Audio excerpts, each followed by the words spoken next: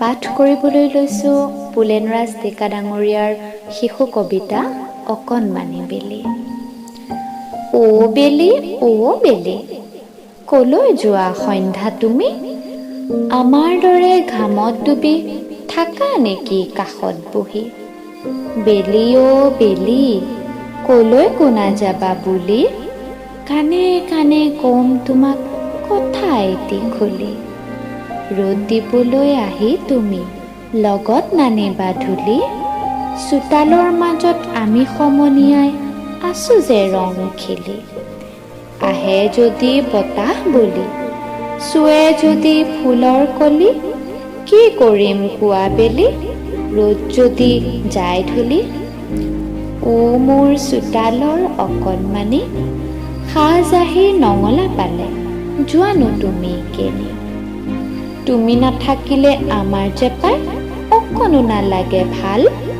আকাশলৈ চাই চকু দুটিওচোন তিয়াই দুয়োখনি গাল। চুচুক চামাক কৰি যোনেও দেখোন আমাৰ কাষতে আহি বহে, সাধু শুনি শুনি আমাৰ লগতে খিল খিলকৈ হাঁহে। ইমান যে মনত পৰে বেলি, ইমান যে দুখ লাগে, দুখ লাগিলে তেতিয়া তোমাক নামাতো নামাতো লাগে। ৰাতিক জগাই তৰাও দেখোন ধিমিকি ধিমিকি জ্বলে, দূৰ আকাশৰ হাতীপতিয়েও নেগুৰ দাঙি দৌৰে। তোমাৰহে খবৰ নাই বেলি, কলৈ যোৱা সদায় গধূলি?